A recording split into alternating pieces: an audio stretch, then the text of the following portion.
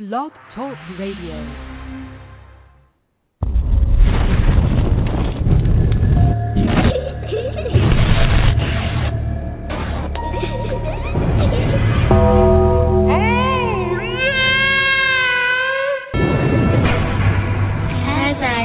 Down to sleep, lay me down. I pray my soul is mine to keep. My soul can never step outside this bed, never into all the evil. Now back from the dead. Are you scared? He's here.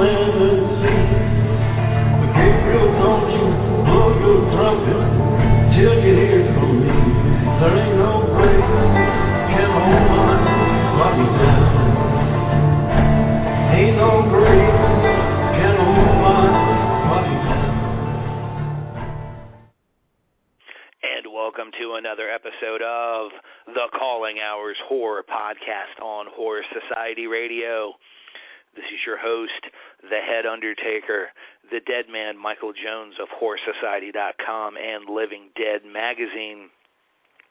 Want to apologize for last week. Right after we got done with our interview with Bill Mulligan, the power cut out where I was, and hence the show was cut off. So the show got interrupted. We didn't get to do a lot of stuff, so we are going to try it again. Tonight on episode 37, it is the Midnight Metal Massacre Tribute Show number 1. Spotlight on Metal Blade Records. And in an extended version of our Indie Spotlight, we will be talking with effects artist Bill Mulligan, whom I worked with on several films. So the premise of tonight's show is we're going to show our appreciation for all the fine music that Metal Blade Records has provided for us over the last year.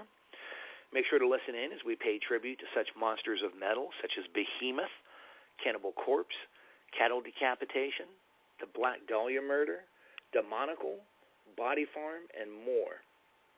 And as again, I mentioned in an extended Indie Spotlight, we will have effects artist Bill Mulligan on. We will also get to the 2 reviews that we did not get to last week, and those reviews being Scream Factory's Blu-ray release of The Monkey's Paw, as well as midnight release of Scavenger Killers. So, since we're going to get right into it, let's get right into it.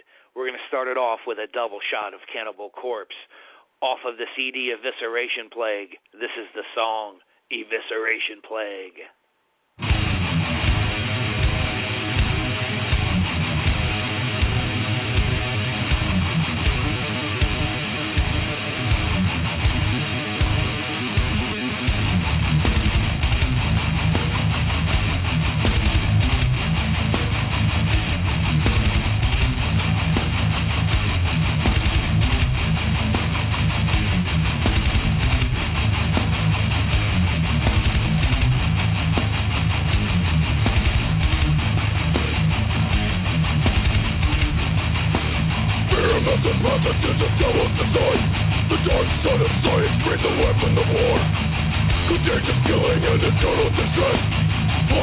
Suicide will be the cause of death.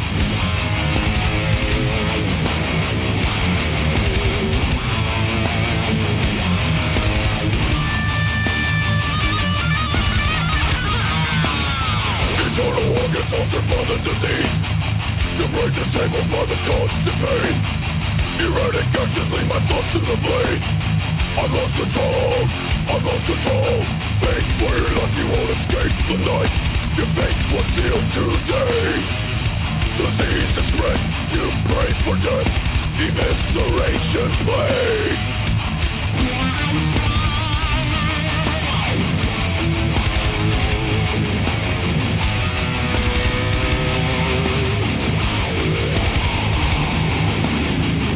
Compulsion overwhelms my mind. Terrorized, screaming forces left in my night. I rush the blade from the chest to the cross. Organs and nectar fall to the ground. Pain for your life, you won't escape the night. Your fate was sealed today. Disease is spread, you pray for death. Evisceration plague. Driven to kill, this is not my will. I am compelled to slay. Invisible foe takes control. Evisceration plague.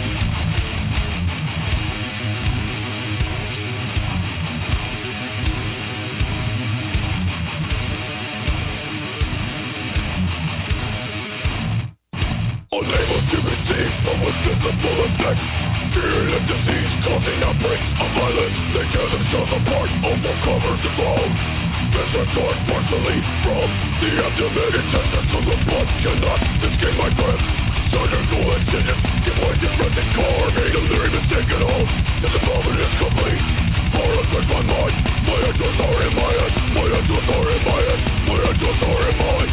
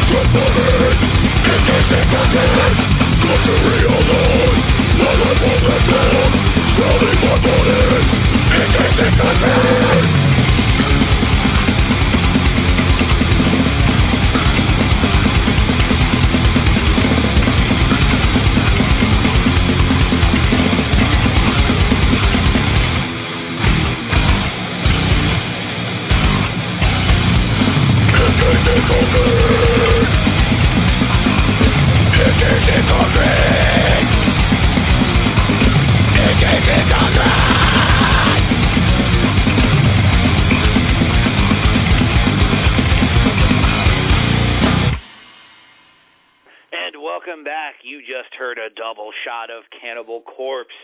The first song was off of their album Evisceration Plague, the self-titled song Evisceration Plague. The second song was off of the album Torture.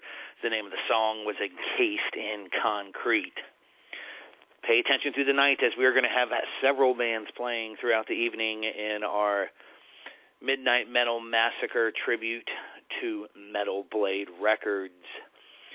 But before we get into that, I think we should get into our first digital dismemberment.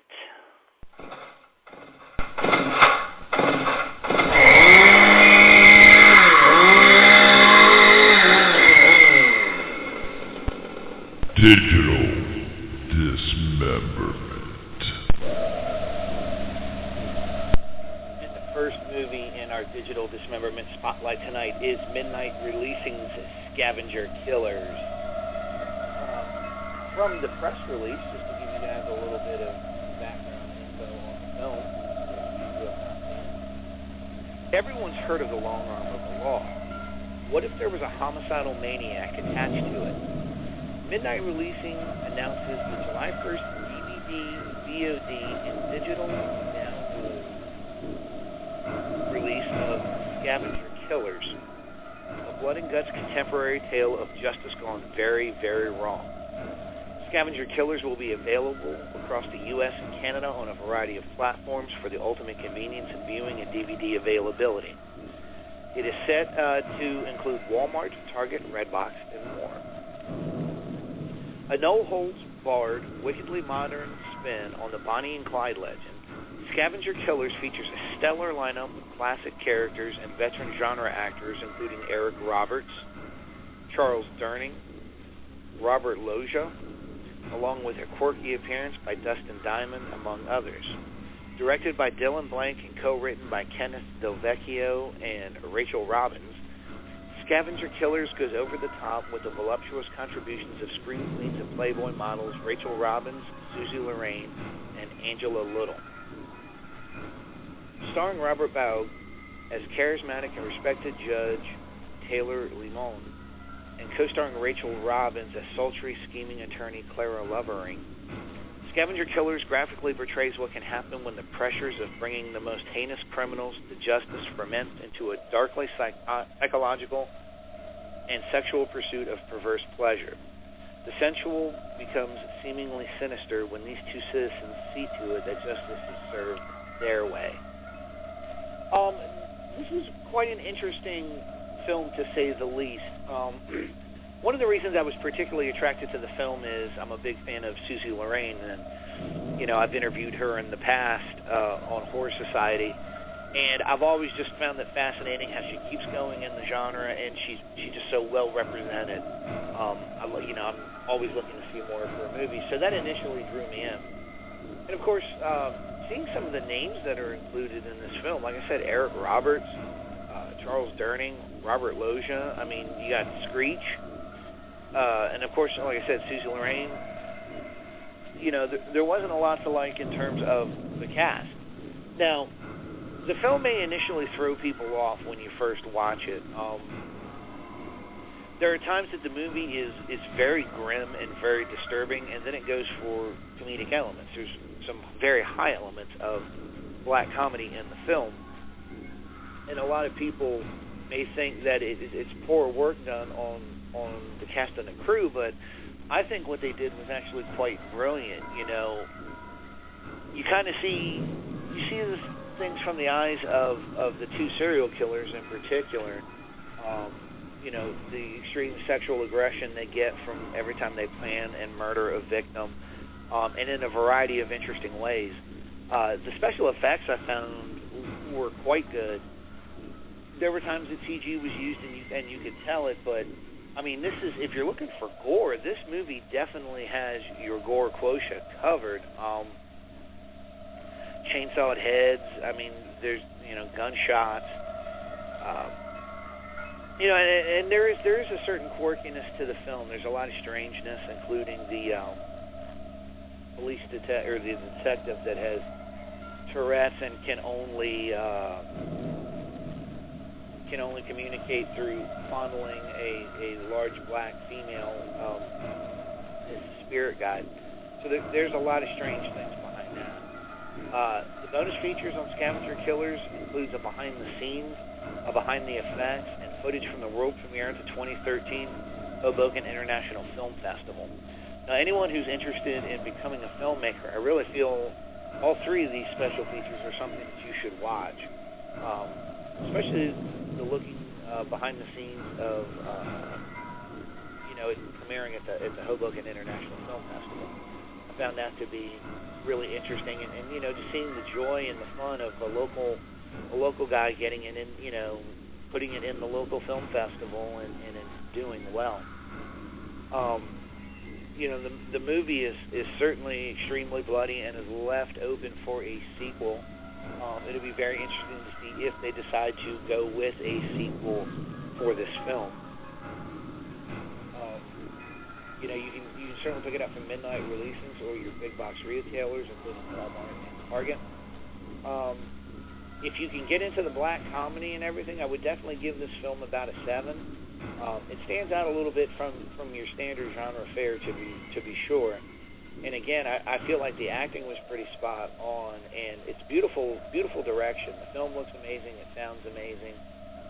Like I said, there's really not anything here to not like. As far as the special features go, I would give it about a 7 as well. The behind the scenes really give you an appreciation for what they were trying to do in the film, especially the behind the scenes when they show how they did several of the effects and how they layered on the digital stuff. Even as a person who's not big into digital effects, I really found that to be extremely informative and gave me a little bit more of an appreciation for some of the effects that they tried to do. You know, there is something to be said for watching Susie Lorraine take a shattered glass dildo to the eye socket. Sorry you had to die, Susie, but I mean, damn, it really was an amazing scene. The film is unrated. The anamorphic widescreen 1.78.1. The audio is Dolby Digital 2.0. It came out on July 1st, and the running time is about 102 minutes, so it's a little bit longer than your standard fare as well. But I would certainly recommend heading on out and picking up a copy of the film. Like I said, I think for inspiring filmmakers, there's certainly plenty there that you can learn from and plenty to watch. So make sure to head out and pick that one up at your soonest convenience. Coming up, we're going to have our extended indie spotlight with makeup and special effects artist, actor, producer, just about everything you can do on a set, writer, Bill Mulligan, a gentleman I worked with several times. But before that, we're going to go into some more metal. We're going to start this triple shot of metal off with the band Cattle Decapitation, and from the CD Monolith of Inhumanity, the song is Forced Gender Reassignment.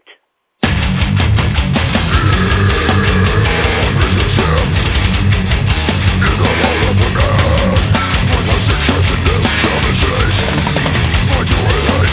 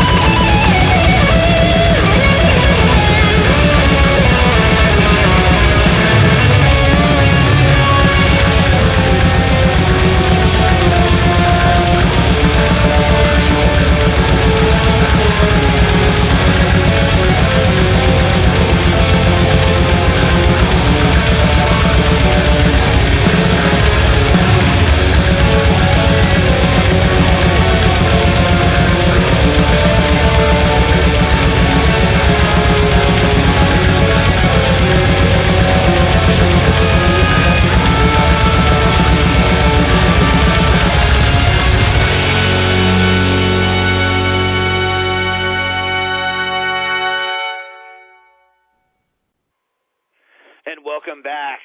You just heard Behemoth off of their album The Satanist, the self-titled song, The Satanist.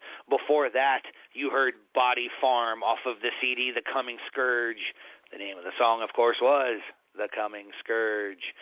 And opening up that set, we had Cattle Decapitation from the CD Monolith of Inhumanity. The song was Forced Gender Reassignment. Stay tuned. You will be listening to some more Metal Blade hits here in a little bit. But now, I think it's time to move into our Indie Spotlight interview. And tonight I'm interviewing a man that I have worked with in the past on several projects, including The Forever Dead, shot by Christine Parker out in Sanford, North Carolina. We worked on Z13, The Zombie Within, directed by Voltron Jones and the guys at All Aces Media out in Greensboro, North Carolina. Then after that, we did a little ditty for Lionsgate with Aaron Harvey as the director, called The Evil Woods. I am talking about, of course, my friend and fellow effects artist, Bill Mulligan, is joining us now. Hey. Bill, are you there? Yeah. Can you hear me? Yes, sir. Wow, I talking can hear about you. good timing. I heard my name as soon as I got on. Well, we've always had that kind of timing, over the years. First of all, I want to say it's great to talk to you. I haven't talked to you in a couple of years. I've been good, man. I've been, staying busy. I see you've been doing a lot more film work than I have recently. But crazy. I've been killing it over at Horror Society, man, doing, of course I'm running the podcast and the radio station for them and writing for Living Dead magazine, Well, that was always your first love, I thought. So. What, was writing? Yeah. Well, I'd say they're neck and neck. Don't get me wrong. I'm looking at a few projects. I've signed up for a few things, so we'll see what's going on. But right now, man, it's about you. Why don't you tell everyone what's going on with you right now? Well, let me see. Just start out. Nobody knows who the hell I am. I'm a high school science teacher. I'm 53 years, almost 53 years old, and I've loved horror movies from the get-go. And I got very interested in the whole Tom Savini effects and everything. I met Tom Savini at a convention right before Dawn of the Dead came out, and was just sort of blown away by what you could do with practical effects, but never really found the sort of people that wanted to do much with it. And of course, making movies back then, back in the 80s and 70s and 80s, was a much more expensive proposition than it is now. You had to actually use film. But sure. And I have no sense of time at all, so I have no idea. How long ago was it that we did Second Death and Forever Dead and all that? Oh, well, I was getting ready to bring all that up. 2005 was the Second Death. 2007 was Forever Dead. Okay, so we're approaching a decade now. So about a decade ago, one of my students mentioned that her best friend's mom was making a zombie movie, and would I be interested? And of course, I brought up zombies at every opportunity in the class, and I was interested. So went out and hooked up with Christine Parker and a bunch of cool people with the Adrenaline Group, and that's pretty much been my weekend since then, as much as possible, and through that, it's a small, the indie film industry in North Carolina is a vibrant one with a lot of people, a lot of crossover. You'll see the same names show up again and again and again. Met just some of the best people on earth, just awesome people that I'm happy to know, and I ask myself sometimes what would have happened if I hadn't had that student, if I had never gotten in contact with Christine and gone into all this, and I have no idea. I have no idea what I'd be doing now, where I'd be. It's just and hard to imagine. It's very similar. Our stories are very similar. You and I, of course, met on the set of Forever Dead when Christine had the 24-hour zombie shoot. Yes. And, I found out about the film through Ed Warner, who was running a haunted house in Raleigh. And I'd come out to cover it as a writer, and I brought my kid and, wound up having a role and helping with makeup, and... Yeah.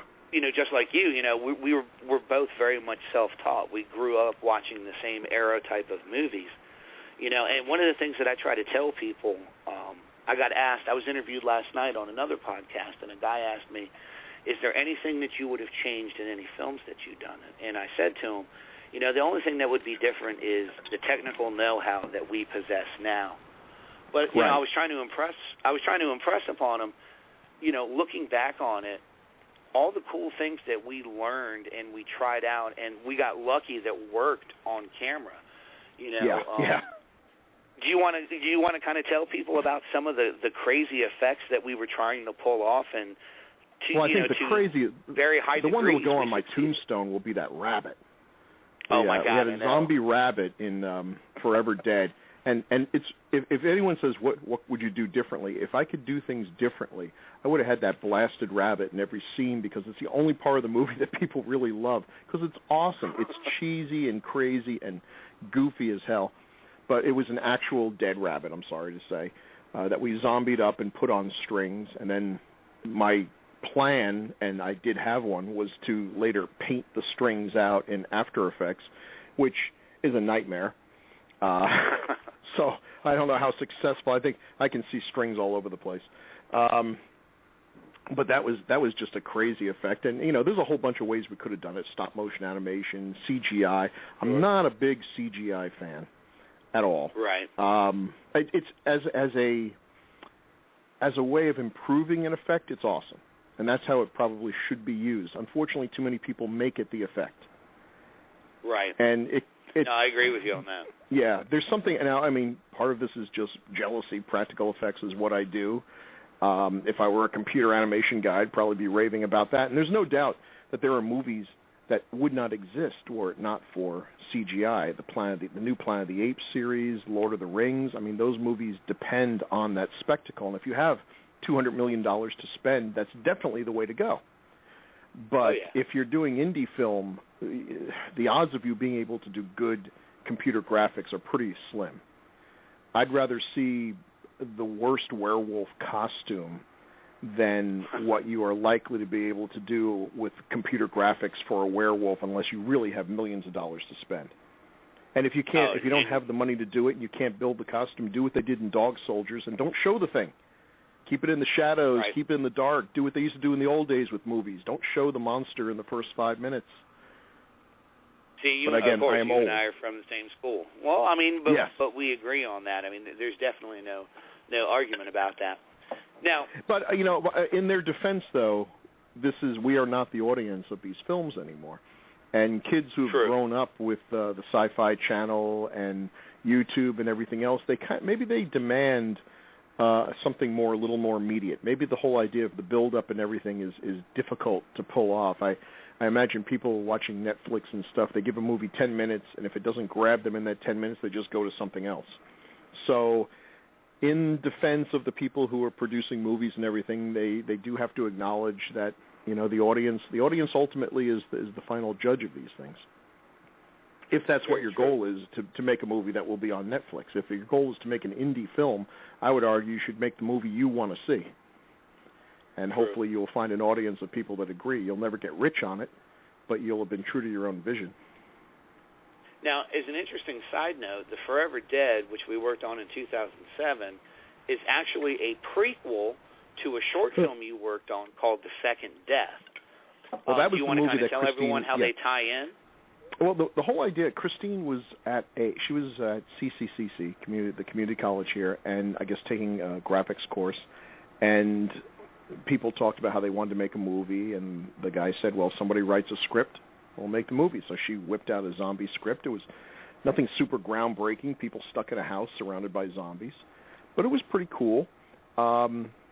She didn't direct it, but she was in it, and I just showed up to do special effects, and through various things ended up being one of the characters in the film.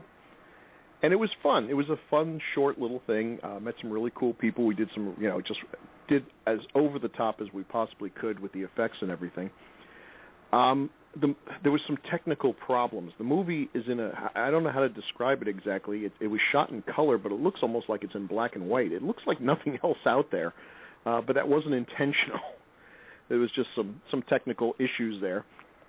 But we had such a great time. We said, hey, let's make a bigger version of this. And the movie was pretty simple. People in the house get killed by zombies. There's not a whole lot you could do there except explain how they got in the house. And that's what Forever Dead was. Forever Dead, you didn't have to see the first movie. In fact, we took that first movie and made it the end credits. So over the end credits, you see snips and pieces of the short that shows what happens to all these guys when it's not pretty.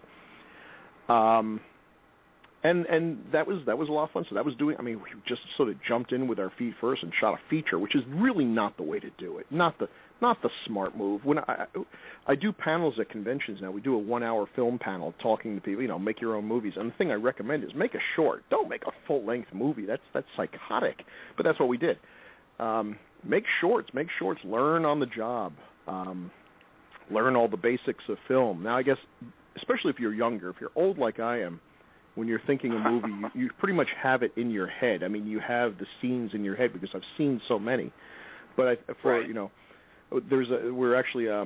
running a film festival with the Charlotte Geeks people and a Halloween thing, and watching a lot of really interesting films from around the world come in. You start seeing there's certain mistakes that a lot of folks make when they're starting out.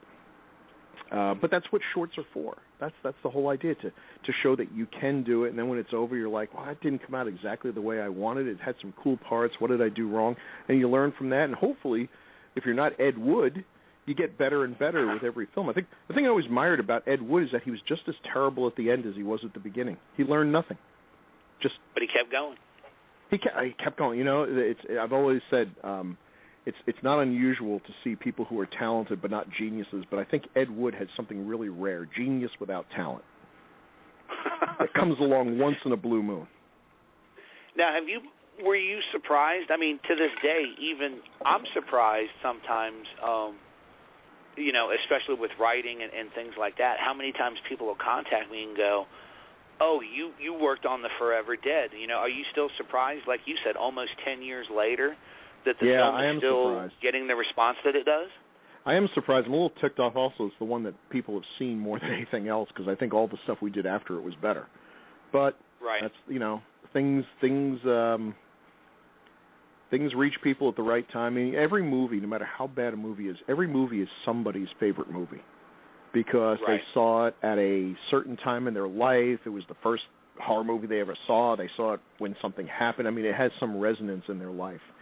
And although I look at it now and the flaws just jump out at me, I still respect what we did with it. And the fact that people have gotten some enjoyment from it or enjoyed not liking it, whatever, you know, because I read some of the reviews, and some of the reviews are pretty harsh. I found it's actually on YouTube. The whole bloody thing is on YouTube. I don't know how exactly that happened. On it ran on Netflix for a while too. Yeah, but the whole thing was on YouTube, and I found it one day in class when my kids were taking a test, and I couldn't believe it. And I read some of the reviews to them, and some of them were pretty brutal. But some of the people got it. I mean, if the movie was half as enjoyable for people to watch as it was for us to make, it would have been. Oh yeah, it would have been one of the best movies ever. I mean, you can't deny that. I mean, the fun that we had on set was amazing. Yeah, and it's something you'll never quite capture again when you make your first movies. That pure primal joy of doing something new. It's like when you're older, you can't draw the way you did when you were a kid. You lose that just ability to see things for the first time. That's why I've really gotten into silent film. Looking at some of the old silent films, just how amazing these films were and how groundbreaking they were. These people were inventing film, and yet for something that didn't even exist. I mean, everything they did was the first time they were doing it. They were like a kid that had been given a new toy. They just went nuts. They were tossing the camera around and just doing crazy things. Some things worked, some things didn't. They just had a pure joy of it, and that's a great thing to bring to any project that you have. Now the next project, hopefully, it always stays like that. What's that? Oh well, yeah. I mean, to me, it still is. Anytime I do makeup for anything, I still have that feeling. Oh yeah, it's fun. But now the next film that you and I worked on was a film that we shot in Greensboro, North Carolina, with All Aces Productions. Shot by Voltron Jones. That's right. What the hell happened to that movie? Because that thing looked like it was going to be rocking good. Is it available anywhere? I mean, did I just miss when it came out? Okay, so you don't know the story. I got the story on it from Blake. Yeah, what's the deal? What had happened was, do you remember the young Blake's gentleman? Blake's an awesome filmmaker, by the way. He's just absolutely amazing. Good guy and a great filmmaker. Oh yeah, I'd work with him again in a heartbeat. I mean, those guys are a lot of fun to work with. They're very innovative. But do you remember when we went to see the first screening of the film in Greensboro, and we met a gentleman by the name of Adam Ross? I've never seen V13. I've never actually seen the finished product. You've never seen it? No, I did God. not get out to the finished thing. Okay, Adam Ross was the producer on the film. He took care of everything. He died in his sleep, and the rights are up in the air for the film. Oh, what a shame. Oh, that's no too one bad. knows. No, that's too bad. No one really knows. It's more too bad that he died in his sleep and that nobody can see the film. That's a real shame. I mean, obviously he knew how to put a good project together. Well, that's too bad. So for those that didn't know, I've talked about the movie on the show before, and one of the things that I tried to impress upon them, like when we worked with Christine, we had lights, we had, microphones and sound. What was unique about working on Z13 was we used all-natural lighting, we used the all-natural sound, and the location was absolutely amazing. Amazing set. Do you remember what the building was? It's a textile mill. It was a textile mill. So in the distant past, there were probably hundreds of poor immigrant women just sewing away in this fire trap, this hellhole, and it was abandoned. And now it looks like it's the size of 2 or 3 football fields. I mean, part of it is crumbling away. I'm sure. Yeah, there were parts we couldn't even go into. Oh, I know, too dangerous, and there's probably asbestos crawling off the walls. But as a set, unbelievable. Yeah, the movie had good stunts, a very attractive leading lady. Yes. Good zombies, if we do say so ourselves. I mean, I think it should have come out. It should have come out when it was finished, because I think that was a good time. It would have done well. It had a nice style. I'll get you a copy of that since you've never seen it. I I'd love to have a copy. Yeah, that'd be great. We had a good time on that. Yeah, that was amazing. And what was what was amazing about it when you watched that film, we only did zombies the one day. We got all of the zombie shots in one day. And That's Blake amazing. was really good about letting us do what we wanted to do with the makeup.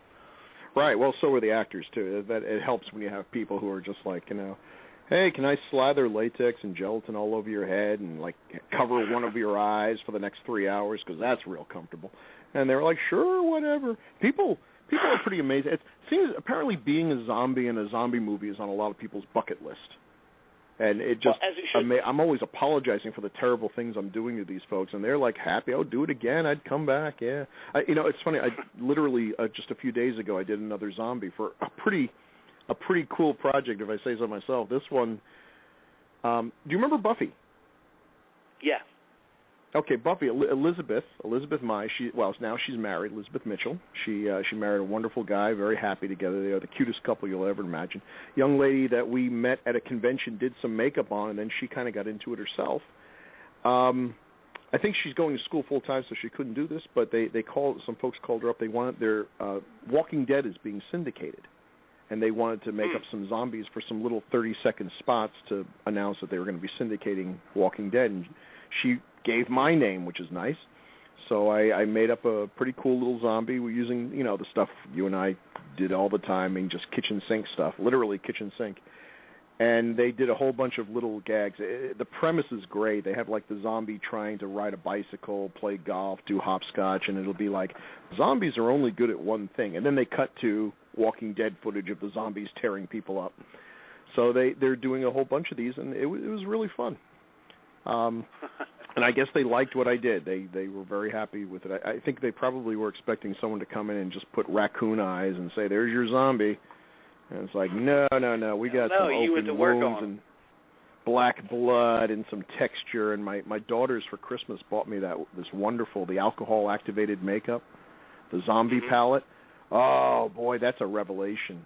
It was a really good movie that was filmed last year by Brett Mullen. Do you know him? I don't think so. He's really good. He's a cinematographer turned director, so his stuff looks gorgeous. He is a phenomenal cinematographer. He did a movie called wait a minute, I'm drawing a blank here. Bombshell Bloodbath. Okay. And I think this one looks like it may get picked up for serious distributing. I mean, they took it to Cannes. So, nice. But I was there for one day on the set, not doing makeup myself, just to actually be there. And a very talented couple, Joe and oh my God, I'm so bad with names. Amber Michelle. Gosh darn it, I'm so bad with the names right now. I'm drawing a blank. They're a local couple. They do great makeup. She's like into body painting, and he does a lot. Mm-hmm. They're doing silicone. Oh man, so much higher budget than anything I could work with. Joe Harp effects, right. That's what it is. Silicone's great, but I just can't afford to mess with that stuff. Yeah, but boy, it's they not did some cheap. cool. No, it's not. It does look good. I mean, when they had their zombies made up, it was every single bit, no hyperbole here, every single bit as good as anything you would see on Walking Dead or any other feature-length things. I mean, it was that good, and when the characters moved in any way, it just moves with them. It's like just putting a second skin right on. But that alcohol-activated color is great. You get effects you cannot get with any other. They're a little expensive. They're not cheap. They're not cheap at all. But a little goes a long way. I'm sold. I'm sold on these things. I'll just be saving up and getting some more pallets because they really are just wonderful. Now with Z13, just like we did with Forever Dead, not only did you and I do the effects and the makeup, you know, we both had parts in the film. But then we're both zombies, weren't we? We both got to be, well, you had more of a role in Forever Dead. I was the camp counselor that got his throat bitten out and right, hammering people. But, you know, we went on to be in music videos as well because we did a music video for the Forever Dead that was done by Kiff. And then I don't know if you know this, we were in a music video for Kill Whitney Dead that was just when you thought I was listening for Z13. Really? I did not know that. Yes. We are both in the music video. The scene where we're staggering across the zombies, you know, before the big run scene. Yeah. You get shot on. We both get shot on screen while we're zombies while we're walking through there. Wow, I don't even remember getting shot in the movie. That's how much. That's cool. That's cool. Well, they CG'd all the bullets, if you remember, because we were. Well, I'll tell you, that is the one machine gun out in there.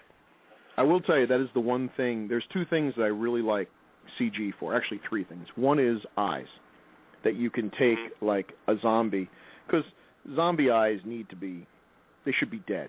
But I don't like the contact lenses necessarily. The contact lenses look too phony for my taste.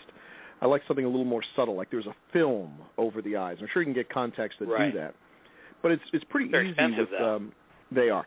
It's pretty easy with computer graphics to do that. It's, you know, a little bit of tracing, a little bit of, you know, frame by frame, and 24 frames a second, it adds up. But that's pretty easy, and I'd much rather do that than mess with someone's eye. Fire effects. Oh man, fire scares the crap out of me. Yeah, it's so easy to get burned. So any CGI you can do with fire. The spray can and lighter trick we pulled at Forever Dead? Yeah, I look at that now and I just want to hide my head because I just think how many ways that could go wrong. And of course I tell kids, don't ever do this, and they're like, so if they ever see the movie, they're like, why that hypocrite?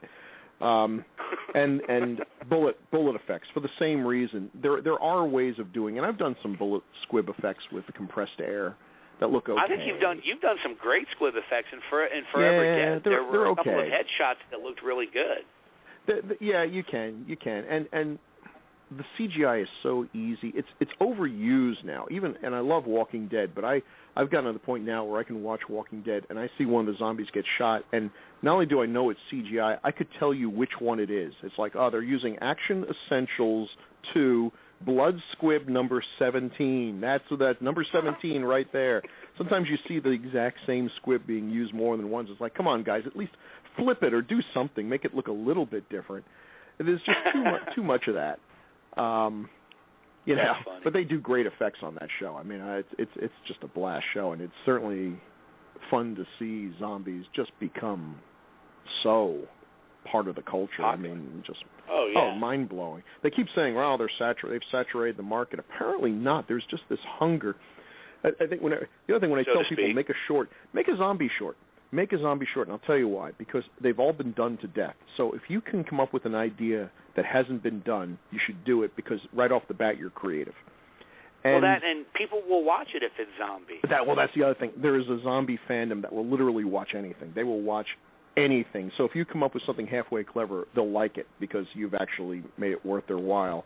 And the other nice thing is everyone knows the rules. Everyone understands. You don't have to waste any time with exposition or explanations. Nobody gives a rat's ass why the zombies are here. They know what the rules are. You have to shoot them in the head. If you get bitten, you turn into a zombie, blah, blah, blah.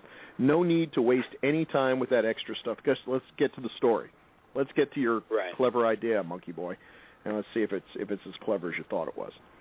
So, you know, and the other thing is, anyone can be a zombie. It doesn't take a whole lot of makeup, and it doesn't take any acting talent whatsoever. So even though you're stuck using your friends for actors, that's okay, because no matter how dopey your friends are, they could probably act like zombies. Now, the last film that you and I worked on together was with Aaron Harvey in Waxhaw, outside of Charlotte, and that was The Evil Woods. Yeah. Now, at the time that you and I worked on it, the film was known as The Deranger. And what we didn't know until later on was this film actually got picked up by Lionsgate for home distribution. So we have a Lionsgate film on our resume. That's probably the movie that, well, So more people have probably seen that one than anything else. It's got our name on the cover. It was in Walmart. Right. They sold it in Walmart. They had an awesome, beautiful cover, and yet there's almost none of our work in there. I know. That's the funny thing I've told people. I have you've seen it. I have all the pictures from the stuff that we did, and a lot of it didn't wind up. You know, that movie is a puzzle to me. It's a puzzle to me because the people who worked on it were a great group. I'd love to work with them again. I don't know what they've gone on to. Hopefully they've gone on to do bigger and better things because they were just Aaron's a really done a couple fun, of films. Yeah, I figured he would. There was no doubt in my mind because what they were able to do on such a low budget and so fast, I think, impressed people. But the movie itself is a total puzzle to me. It's rated R. I mean, there's more cussing in the movie than sailors would usually have. So there was no chance they were going to get a PG or a PG-13. But they kept it almost bloodless, which is and I don't know. There's lots of nudity, but very little blood. So I don't know what the plan was, or just but they got the movie done. They got it out and everything, and that's pretty cool. I just wish there'd been more. A little bit more substance. I agree with you. And also they killed off the best character too soon. The obnoxious guy. Everyone hates that guy, but as soon as he's gone, there's no one left in the movie to really care that much about. He was so good at being so bad. They should have kept him to the bitter end. Killed him 5 seconds before the movie ended. Kill him, but don't. But I think that probably was a bit of a surprise. I don't think they realized. I don't think anyone realized just how good the actor, what he was going to bring to that role. And sometimes you find that out on the set. And that was his first film, if I remember. That was Aaron's best friend. Real. I hope he's gone on to do some other things too, because he was. I don't think he's really done funny. Any other acting. He just did it because Aaron needed someone for the role. Yeah. You never know what you're going to find. I mean, it's movie making is an interesting thing. I've done since then. I've done a few shorts. I directed one short, Cash Me If You Can, which won some awards. Very nice. That's pretty cool. It's fun to go. It's fun to go to the conventions and you have your short film there and talk about it and show it and wins awards. It's all fun. I wrote one called 400 Ways to Kill a Vampire and acted in it, and that's won a couple of awards too. But what really blows my mind, I've actually won 2 Best Acting awards for that thing. Which, and I'm telling you right now, that is a freaking joke right there. Because, I mean, I'm not saying I don't like acting. You were so convincing in the Forever Dead, Bill. Yeah. Yeah. Here's the thing. Here's the secret. If anyone's like, wow, can you tell me the secret of acting? It's like, listen, kiddo, I'm not an actor. I'm really not. I've worked with some good actors, Michael Ray Williams, Emily Vasilos. I mean, just really, really top-notch people. Katie Carpenter, Tom Gore. If I start rattling off names, I'll feel like I got to name them all, or they'll feel bad. These people, this is their craft. They study it. They know what to do. They think hard about it. I'm a goofball, but the thing is, I wrote the script, and if you write the script and you put yourself in there, you just make damn sure that the character that you're writing you can do.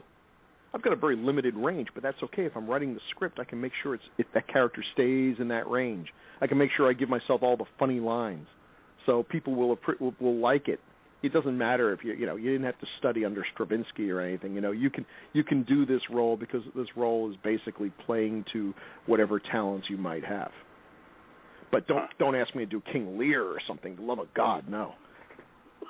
But yeah, if you can write scripts, man, that's the whole thing. You get a good script, you can make a movie. Making the movie is not hard. Getting a script that's worth making a movie, because it's a lot of work, is hard. And it takes a lot of people working together, and the script's got to be good or no one's going to commit, because who wants to waste all that time on something that isn't going to work? If the script isn't good, there's no way you can get a good movie. It won't happen. A good script will not magically turn to a good movie. Even if everyone else is doing a great job, if it starts out bad, it will just continue to be bad. I spent last Saturday. No, go ahead. I was going to say, last Saturday I was buried alive, so that was fun. I seem to recall doing that to your wife at one point. Yeah, and I have a new appreciation for what she went through. We needed a scene in the last movie we shot. We needed a scene where a hand comes out of the ground, and there's probably 100 ways you could do that, but we always did it the hard way. Yeah, we did. Thinking inside the box, I decided, why don't I just bury myself underground and stick my hand through the ground? Derp, derp. So that was it. And I'll tell you something. 3 inches of dirt is not much. But when you're underneath it, it feels like there's a frickin' whale sitting on your chest, and you are suffocating. And it's like, okay, guys, just make darn sure you don't cover up that air hole, because I'm starting to get a little claustrophobic in here. And yeah, that was. We did a couple takes, and it was like, I think it was good enough. Let's go. Get me the hell out of here now. That was fun. That's funny. Out in the back of Valens. You had mentioned Bombshell Bloodbath earlier. Now, the last thing that's listed on your IMDb is you're rumored to be playing special effects guy in Fix It in Post. Is there anything you can tell us about Fix It in Post? Fix It in Post is our 4th feature film. I co-wrote this with Christine.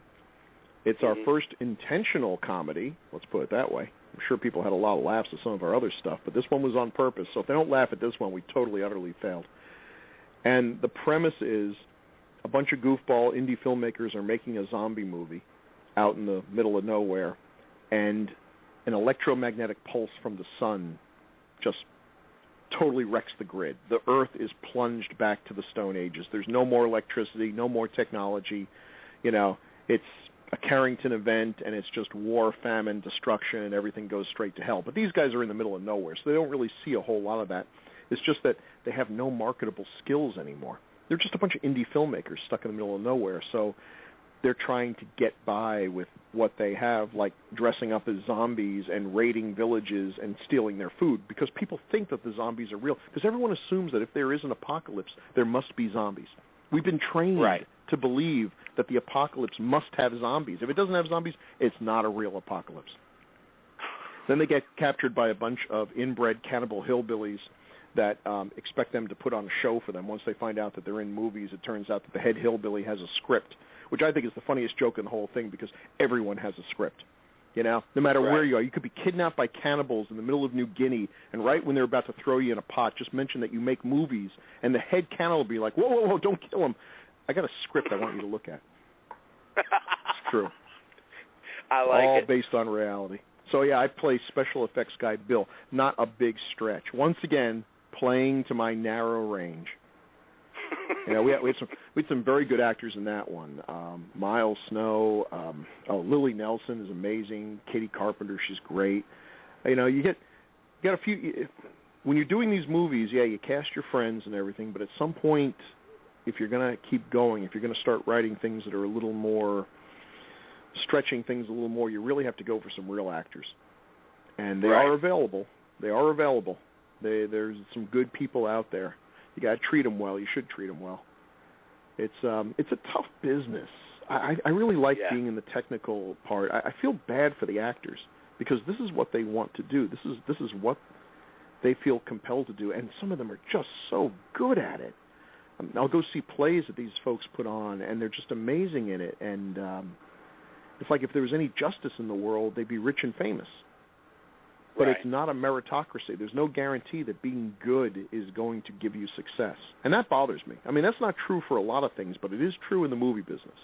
Being good, being great, is not enough to guarantee that you're going to be able to make a career out of this. That's very true. That's unfortunate. You know, I mean, if you're a good computer programmer, you can make a living as a computer programmer. There's a million people that'll hire you. But if you could be the best actor in the world, and if you don't meet the right people at the right time and just happen to, you know, appeal to that casting agent, it doesn't matter. So you just keep plugging along and trying, and you know, they have. I've got all the respect in the world for actors. I've learned that. One of the things I've really learned is just how important it is what they do and how crucial they are to the success of a movie. Oh, I agree. Through all the interviews I've been doing over the years, I definitely pick up on that. Well, like I said, man, you know, it has always been an honor to work with you on a project, and maybe one day in the future we'll get to do so again. You never know. There's stuff. There's always stuff going on. I mean, this is not my career. This is not something I intend to, you know, quit and run off to Hollywood for. But it's a lot of fun, and if I can help. If I can do some projects with people that it does become something that they do, I'll feel good. I mean, I'm a teacher, so that's my role, right? Is to help people get to where they want to be. I love teaching, but I love doing this too.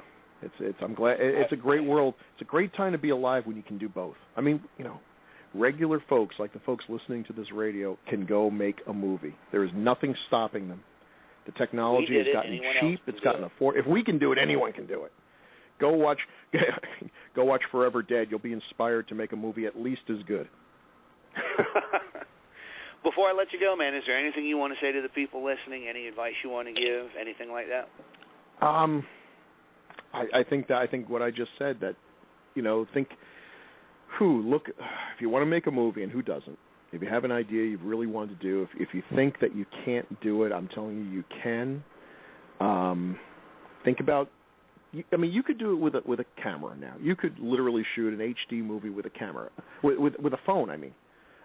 Obviously you can do it with a camera. You can do it with a phone. They've shot movies on cell phones. That's how good the quality is. Now that's not the ideal medium, but the technology is not the most important part. There are people who I'm not going to do it till I get the best camera, but every year there's a better camera coming out. You will never make a movie if you keep waiting for that camera to come. Just at some point, bite the bullet, get the best camera you can afford, and start shooting. Yeah, start making little things with your friends, with your kids, with whatever, and keep watching movies too. Keep watching them, learn the craft.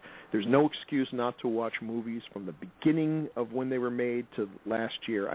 You can go on Netflix and watch everything from Metropolis to X-Men. It's all out there, and learn the craft. Learn how they do it. And you can just go out and do it. Have fun. It's a great hobby. It's a great career if you go in that direction. You will meet people that you otherwise wouldn't have met. That just how likely would have been that our paths would have crossed. But when people have a shared, when people have a shared passion. On a movie set, I'm working with everything from young folks fresh out, still in high school, to folks that are older than me that retired, and this is how they're having fun in their retirement. It just runs along. And these people, again, we probably would not run into each other otherwise, but we have a shared passion, and then when you get to talking to them, you find out they're great people. They make good friends, and it's a wonderful thing. There's just nothing bad about it, except being buried in the woods with chiggers and ticks and, freezing cold. Oh God, the freeze. I tell you, I keep thinking though, the freezing. I like the freezing cold more than the heat. But yeah, when they were dumping blood on my face, and I was waiting for Christine to yell "cut," I think she still, to this day, I would be out there having blood poured on my face if we waited for her to say "cut." We ran out of blood before. I remember that, 'cause you started cussing, and you're normally not one to. You're not one to let go with cussing too much, but that was pretty funny. I was supposed and I to couldn't stop because you didn't yell "cut," so I'm just sitting there pouring the blood on your face. I'm sticking my thumb into a zombie's eyes, and he's bleeding on me. That was the premise. How many gallons of blood could this guy have? I'm just covered in this stuff. It's and it's freezing. It was so cold. We had to stop filming at some point because the camera was freezing. Yeah, and the camera wasn't having blood poured on it either. So. Yeah, that was absolutely crazy. Oh, yeah, we had a hard time working with the wax and the gelatin because it was just too cold. As soon as you applied the wax on, it would freeze and get brittle. Yeah, good times, Good times. Yeah. Well, Bill, thank you again so much for being on. I'll talk to you soon. Man. I'll send you that info, and at least we can get up and have a beer one day. Sure. Yeah, you take care, okay? It's good talking to you. You too, brother. Take it easy. Bye-bye, Mike. Bye-bye. And once again, we want to say thank you to makeup and special effects artist Bill Mulligan for being on the show.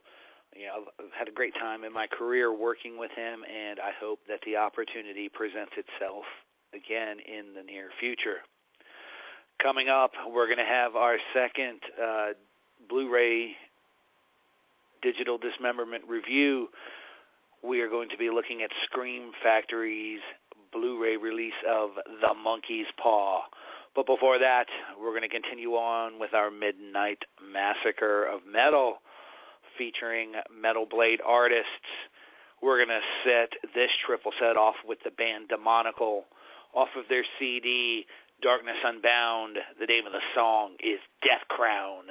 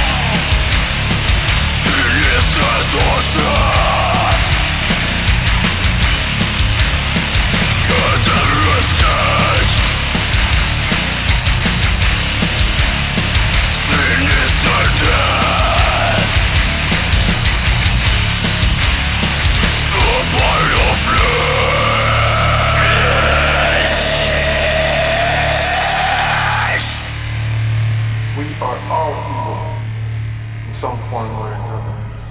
Are we not?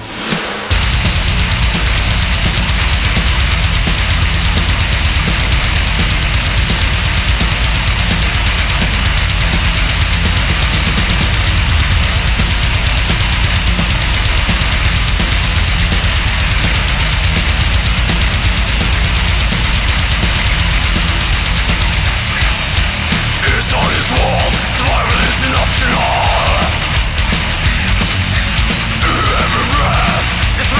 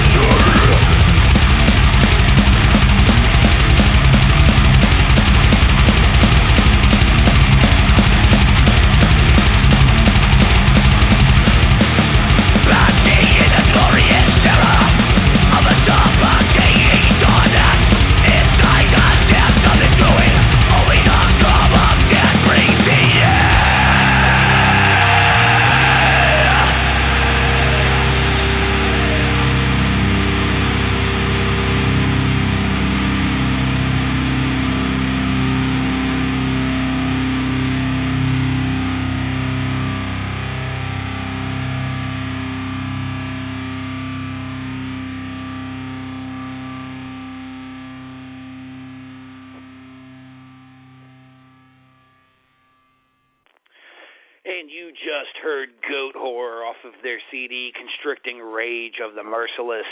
The name of the song was Cold Earth Consumed in Dying Flesh. Before that, we had Entrails off of the CD, Raging Death. The name of the song was Cadaverous Stench. And opening up that triple set was the band Demonical off of their CD, Darkness Unbound. The name of the song was Death Crown. Well, I think it's time once again for a little digital dismemberment.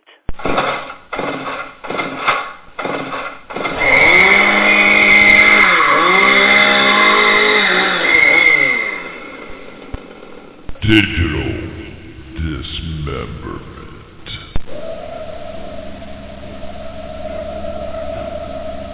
And in our DVD review spotlight,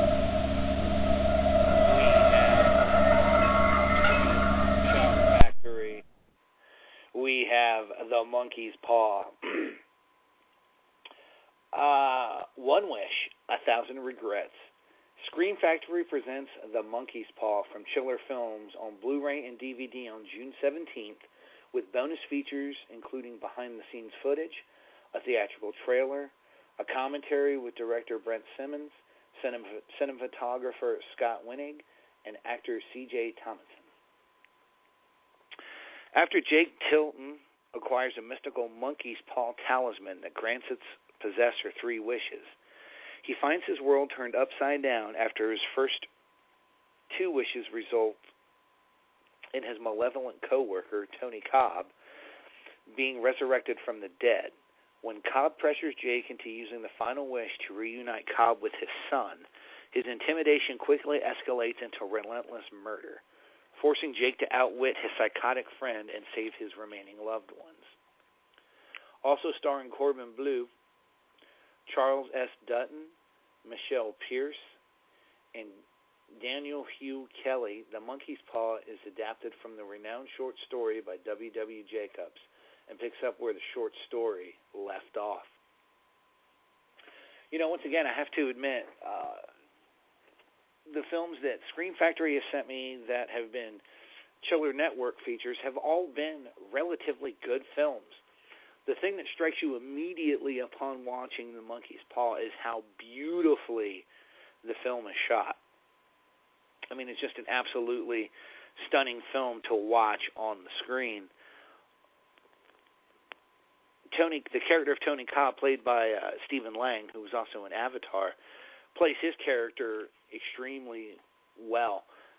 Basically, you know, Jake gets the monkey's paw, and you know he's told that he gets his 3 wishes, and you know the first one he kind of thinks it's a joke, and he wishes he had a car that was in the parking lot, and you know they take the car, and he and Tony go out, and they swerve to avoid hitting an alligator and hit a tree, and Tony is thrown from the car and is killed. And in a panic,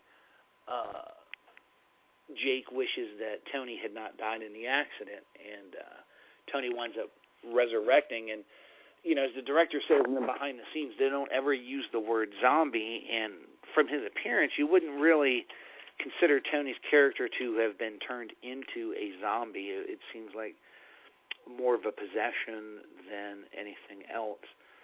But as the film goes on, Tony keeps trying to coerce Jake into using the last wish to reunite him with his estranged son.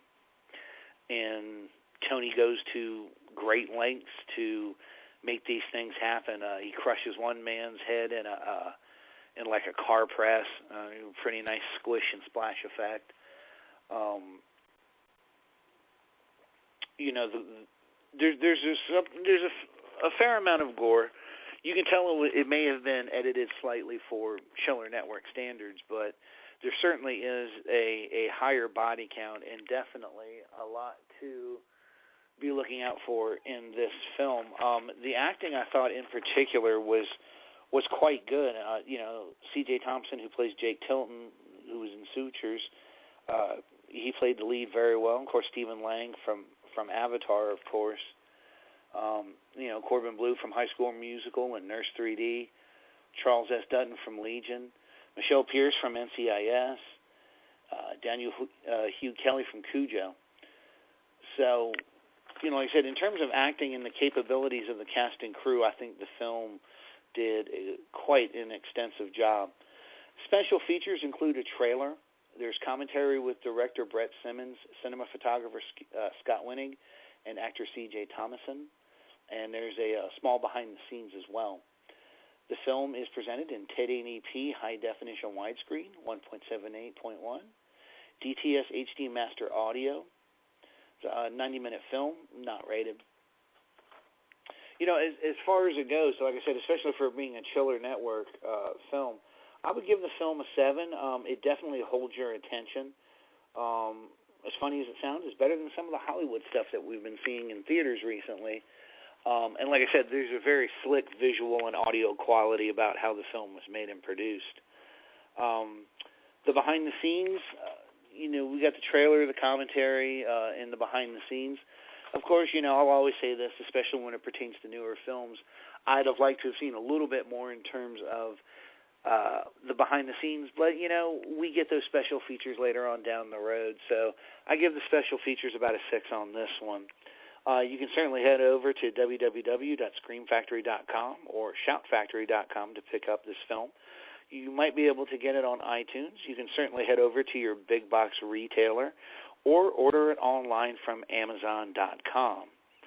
So definitely, it's definitely a good film. Sit down with your buddies, have a few beers, drink, do whatever it is you do to relax before a movie, and enjoy a modern rendition on the classic tale from W.W. Jacobs. So it's been a great show this evening, and we are going to continue on with our Midnight Metal Massacre. We are going to have a couple more bands. I think we're going to ramp up the heaviness.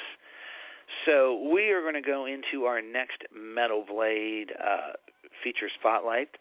This next set of 3 starts with the band Hail of Bullets off of the CD 3, The Rommel Chronicles. It's Swoop of the Falcon.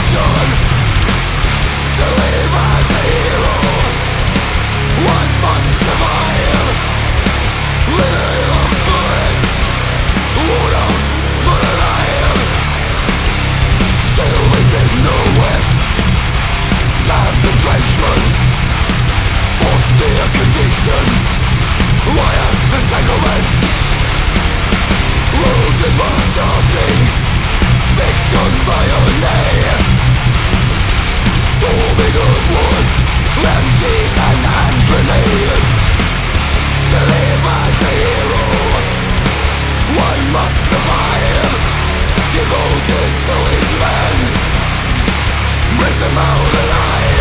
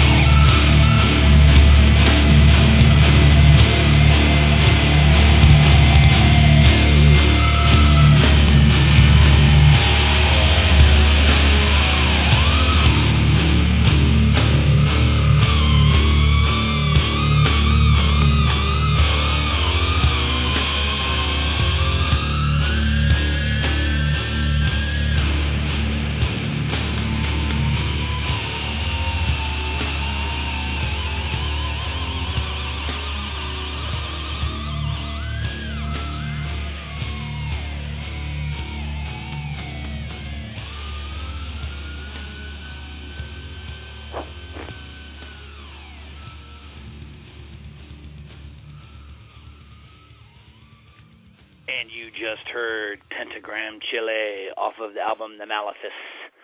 This song was Prophetic Tremors. Before that was Kill Division off of the CD Destructive Force. The song was Destructive Force. And opening up that set, of course, was Hail of Bullets from the CD 3, The Rommel Chronicles, A Swoop of the Falcon. Well, ladies and gentlemen, I think it's been a great night. Of course, we want to say thank you to our friends at Metal Blade, first and foremost. Thank you to Kelly for sending all the great metal that we get to hear. Thank you to our friends at Midnight Releasing for sending us a copy of Scavenger Killers to review. And thanks to our friends at Scream Factory for sending along The Monkey's Paw. Also want to say thank you to Bill Mulligan for coming on to the show. It was great to reminisce with someone that I've worked with that was such a good influence and a great special effects artist. Next week, we return to our regular format. We will have an indie spotlight and our feature interview along with everything else that we do. So until next week, ladies and gentlemen, have a good evening and rest